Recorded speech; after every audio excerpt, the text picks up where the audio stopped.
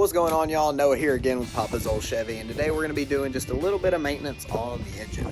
I've got a leaky thermostat housing, so I figured this would be a good time to show you how to change out the thermostat housing and how to seal it up properly. Even though I'm not changing it out, it's still pretty easy, and all you really got to do is buy an extra part to do this. I just didn't buy the extra part, so I'll show you what the part looks like, the way it's supposed to go in, really even if it matters if it goes a certain way. So let's get this going. So the first time that I did this, I did not seal it up properly, so I've got a leak coming out of this side, it's coming out of the bolt up here, I've got one coming out over here, and it's causing a little puddle over here that I'm not a fan of. You'll need a few tools for this install. It won't be too bad. You'll need yourself probably a 9/16 socket, that's what mine is. You need your good old trusty flathead screwdriver so you can scrape off the old stuff so it'll reseal. I don't know what type of gasket y'all have, but for the one that I need, it is a O-ring. This is what the thermostat housing is made to hold.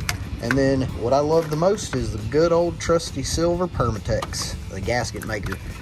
Stuff works, I tell you what. And you're gonna want to grab an old towel or something, because when you take the thermostat housing off, you're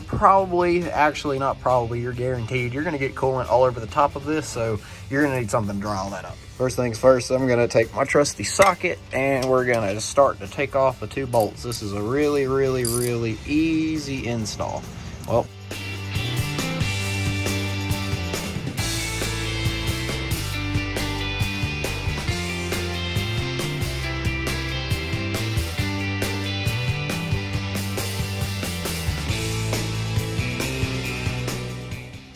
and you see it's already leaking out.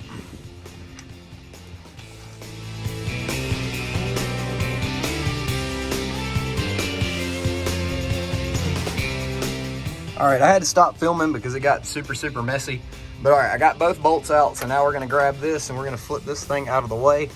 The seal that goes in here, I've already pulled it off, so we're gonna replace this real quick. I'm just gonna bend this little thing over here and keep it up so none of the coolant will drain out any worse than it already has. So this here is your thermostat. This thing comes out very easily. As you can see, whenever you get your new one, you'll just get it here. I don't think it matters which way it goes, but this is the way I always place mine in. And then you're gonna wanna take your screwdriver and scrape all of this off and get it clean. I wanna clean all this off real good. Trusty flathead screwdriver. Now let's just make sure we got everything on here that could leak off.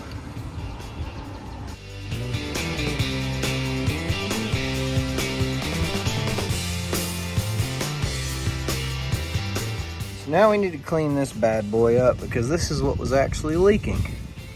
You're gonna wanna wipe this off real good, make sure you get it nice and shiny and clean. Just give it no residue or nothing anywhere. Now we take one of our little O-rings and we're gonna fit it down into the hole. I'll be honest, I'm not a fan of this design. They should have put this on the actual thing, but what it is. Let's get this thing down in here nice and clean.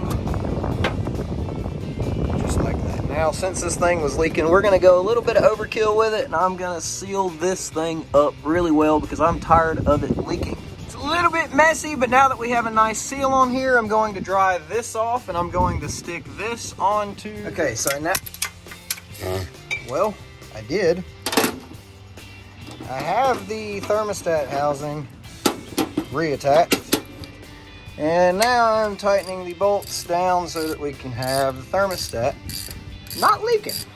Got the seal made with the gasket maker, and I'm gonna see how well this works. I'm gonna clean it up just a little bit for you and I'll show you the final product. Okay, so this is the final product. We've got the thermostat mounted back up to the truck. It is sealed with Permatex and everything is tightened back down. I think this will conclude the install. Oh yeah, and don't forget, you're gonna wanna add your coolant that you lost back into the truck.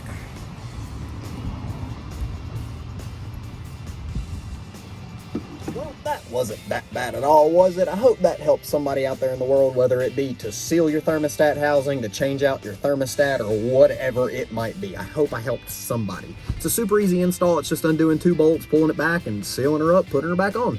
It's not that bad at all. If you have an install or a how-to you'd like me to do, send me a message on Instagram. I'll try my best to either get to it or do it as soon as possible. Now, y'all stay tuned.